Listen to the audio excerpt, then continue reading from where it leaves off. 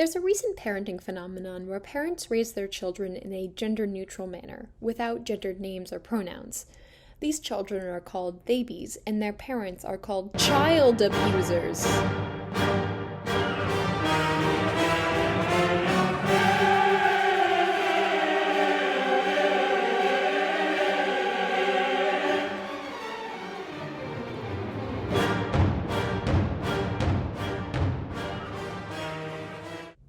So, what the hell does it mean to raise your children in a gender-neutral manner?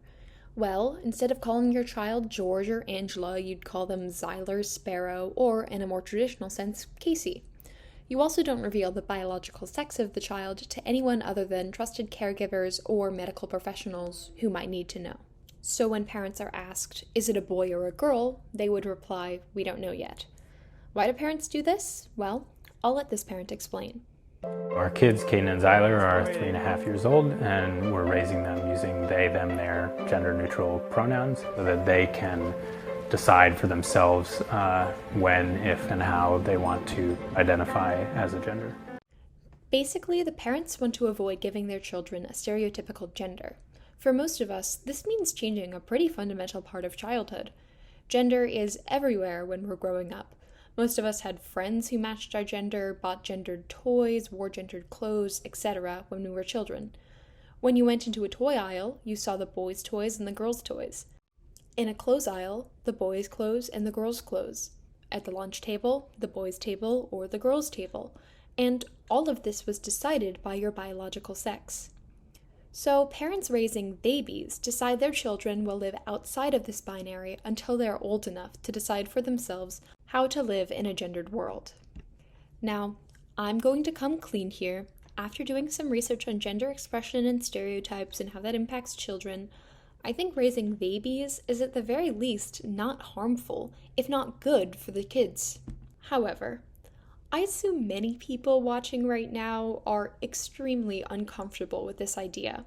So for this video, I'm going to use the phenomenon of Theybies and people's discomfort with it to talk a little more generally about how gendered assumptions act in our culture. Part 1. Why are people uncomfortable with the idea of Theybies? I think an interview with parent Ari Dennis and their non-binary child Hazel, who was raised as a girl, and Theyby child Sparrow, provides a lot of insight into how people think about Theybies and the discomfort with the phenomenon. One of the first things people seem uncomfortable with when talking about Theybies is that they don't know what the child's real gender is. Right, yeah. So what anatomy does Sparrow have? Well, I mean, that's something that we don't usually discuss unless it's necessary with maybe a medical professional or, a caregiver. Right. So, as Ari says, that isn't relevant to him or anyone except a medical professional. The fact that Piers feels he needs to know reveals a lot how he thinks about gender. He thinks it's defined by biology, and secondly, it's very important to him, even when talking about a 1-year-old who can't even talk yet.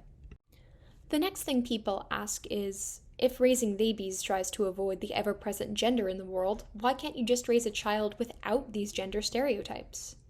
Case. So what I would say, Ari, just in from that point of view, you're not necessarily dictated to by society. I mean, if you have a little girl and, she's biologically a girl, she can decide and still be a she. This is, I'm putting this to you. I don't think you can't call her a she, though. Sparrow's not a she, No, right? I know. So let's talk about a different little girl or another child. We don't know if Sparrow's she or he. No, that is true. So I'm talking about a little girl whose parents do call her a she. She doesn't necessarily need to, for instance, play with dolls, do cooking lessons and wear pink. Gender she just doesn't have to. Yeah, gender expression is totally different from gender identity. Someone can identify as a boy and, like any color, any toy, sports, dance, pink, blue, whatever. And same with identifying as a girl or non-binary.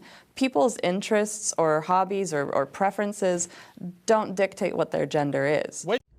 Ari does a good job explaining that gender expression really should be very separate from gender identity, but it's very difficult to separate that expression from your identity. You can't just avoid gender stereotypes because they're sort of embedded everywhere in culture. For example, in this lecture by Joel Baum, he does an excellent job explaining how unconscious gendered expectations are. And there's evidence of the binary everywhere. And for our young people, they are like fish in water, swimming in the binary. They don't even know it's there half the time. These messages come in so many different forms about how you're supposed to perform girl and how you're supposed to perform boy, let alone someone who might not feel like either one. That's not even on the table. One way to do it or another way to do it. And these things inform so many aspects of our culture, our traditions, such as Halloween. Now imagine if you are, say, wearing that fairy tale costume, or you're that person, and you want to wear one of the, Star Wars costumes. You need to cross this not-so-invisible line into that space simply to wear a different costume. Last time I checked, costumes were costumes. And yet we put up this barrier that kids are forced to cross in order to simply pursue something or wear something that feels right for them. Basically, gender is everywhere, and there's just not an easy way to untie having a boy child with the stereotypes and roles of having a boy child, unless you raise the child without gendering them. Another thing I hear is that these PC, libby, leftist, virtue-signaling soy people are forcing their children to be non-binary against their will, damaging the child.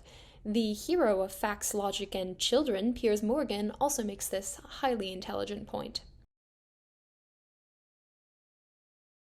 You see, Ari, with the greatest of respect, I have a 7-year-old daughter, right? When she was 4 years old, her main decision of the day was whether to watch Peppa Pig or Frozen.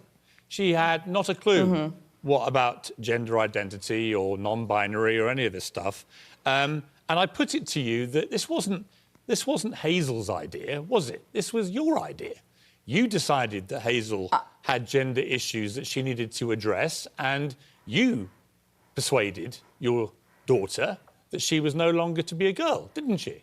So, there's no evidence for this. Baby children seem to be just fine, and 80% of transgender people know they're trans before the age of 10, so it's the norm for trans children to be aware of their identity while still children. From everything Ari says, Hazel seems to be doing just fine and seems happy and confident as a non-binary person. Piers saying that Ari must be forcing them to be trans is just him speculating. There's no evidence for this. I don't think this next clip needs any preface because the savior of reason and evidence, Piers Morgan, makes some excellent points about pronouns. I don't even know if little Sparrow is a girl or boy, and you say we now have to call Sparrow they. And Hazel, what does Hazel call Sparrow? Their baby sibling. Their baby, so she literally says, "Good morning, baby sibling." Well, usually by name, like "Good morning, Sparrow," but when someone asks, who is that, you say, "My baby sibling," yeah. And does Hazel call Sparrow they? Yes. They. So she says, "They, can I play a game with you?" They. Well, not when talking to them. When talking to them, they would say you, like, "Would you like to share a cookie with me, Sparrow?" And Sparrow would, of course, because they're a baby. But if I'm in the room and I want to have a cookie and I ask Hazel, "Can I have a cookie?" and she says yes, I'll just ask they, right? Sparrow. Is that how it works? Them. I'll ask them. Ask them. Yeah, you would say. So Hazel might say, "I'll ask them if they want to share." Here's what I don't get though, because they and them are plural words, and I've always struggled with this. I don't understand why, in this non-binary world, you would take a plural word like them or they to describe a singular entity. It doesn't make any. I'm a grammatical purist. I don't really understand from a grammatical point of view totally reasonable. why you would call people by plural. I think it's worth noting that while Piers is reluctant to use the term they because he's a grammatical purist, I can imagine he would lose his absolute mind if someone asked to be called Z or them. Basically, there are two options, Piers, they or an invented pronoun, and they is easier for most people. Well, fine, but how is the child supposed to explain to other people that they're non-binary or that their sibling hasn't picked a gender yet? When it comes to children, because, if you've got a child of 4 who's growing up, it must be difficult for them to try and express that to other adults who don't understand your setup. This question is pretty analogous to asking how a child of gay parents explains that they have 2 dads. People would eventually get used to it, and it's no reason to change how people act because others might be confused. The interests of the child matter the most. Another point often brought up is that children have no ability to understand this gender nonsense. If her first words are, I want to be non-binary, or I want to be a boy, or I want to be a girl, would you just respect anything that a 2-year-old child would say? I would accept that that child was exploring. I think that at that age, Ari, gender a child of 2 is in not no... set in stone. I'm sorry to be the stick in the mud here. A 2-year-old kid hasn't got a Scooby-Doo. All Ari says is that they would rather let their child explore without putting anything on them, and Piers goes full warrior mode defending children in Western civilization from this leftist abuse. I think the best response to Piers' confusion, bigotry here is actually Ari's when Piers doesn't interrupt them. The idea that you as a parent would even countenance the idea that a 2-year-old child has any ability to form any serious perception of gender, I think, frankly, I put it to you respectfully, is utterly ridiculous and actually damaging to that child.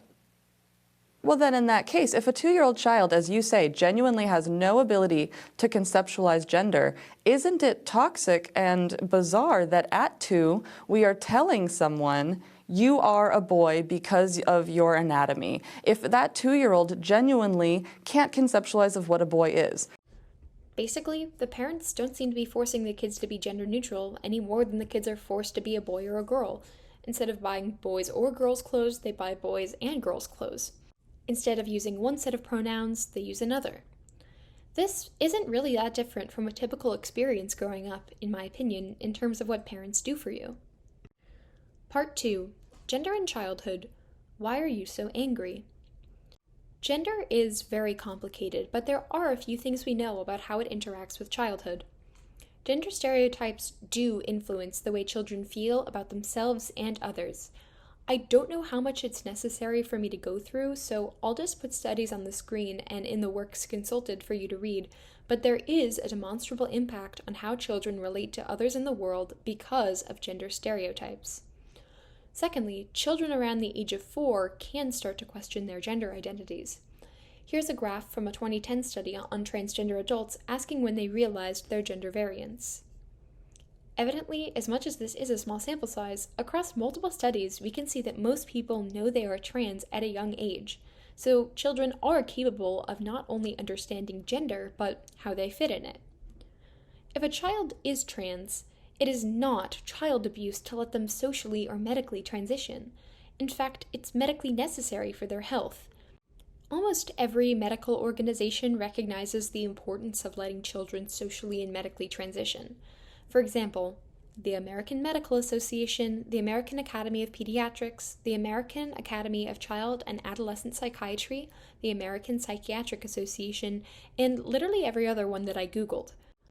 People who say trans children don't need medical treatment are frankly denying the science and experts in their field. Overall, after watching a lot of interviews and articles, the only downside of raising your children as a baby seems to be bullying, which is a serious problem that shouldn't be downplayed if it happens. However, I just haven't seen evidence of that, especially when children are pre-gender. They seem to be doing just fine. They don't notice that they're any different from any other children because they have no idea that some children are she and some children are he. All right. To them, they're all children, so like they don't notice any difference, and the other kids that they're with don't notice any difference. In this clip, we can see that in the time when you still would be a theyby, as in you don't know your gender yet, you wouldn't be bullied because no one else has any conception of gender either. In terms of positives, however, raising babies has the upside of helping cis children avoid the harmful stereotypes of childhood and allowing children who might be trans the space to question and exist without having a male or female socialization to unlearn. So, those are the things we know about gender. But why are people so deeply uncomfortable with this idea? I mean, look at the like to dislike ratio of this video. Look at some of these comments. Look at this viscerally angry article I found. Theyby parenting is an excuse not to parent. It is lazy. Real parents engage with their child, teaching him or her to achieve, to live, to learn, regardless of the genitalia he or she was born with. These progressive parents are teaching their children that they are simply not good enough or perfect enough the way they were born. Rather, they are teaching their children that from day zero, their birth was a mistake of nature and they now have to be fixed. Originally, I was going to analyze this article, but really the whole thing is just an incoherent hate fest on parents who decide to call their children they instead of he or she. I mean, just in the previous excerpt, the article says that parents are teaching their children that they are simply not good enough or perfect enough the way they were born, but this just doesn't make any sense. Baby parenting de-stresses as much as possible the influence of anatomy from gender. The only one who cares about the child's genitalia is you, Teresa. Similarly, the author says that parents should teach their children to be whatever they want, regardless of anatomy, but then says anatomy is inextricably linked with gender identity, so they can't be anything they want, Teresa, because you seem to think that they are always limited by their anatomy and how they express themselves. This minor change in the way you bring up your kids, different names, clothes, and pronouns, is enough to drive people like Piers Morgan, Teresa Brown, and all of YouTube basically crazy with rage on behalf of these children who are, by all means, completely fine. I was going to say that this is some type of transphobia, but really it's more than that.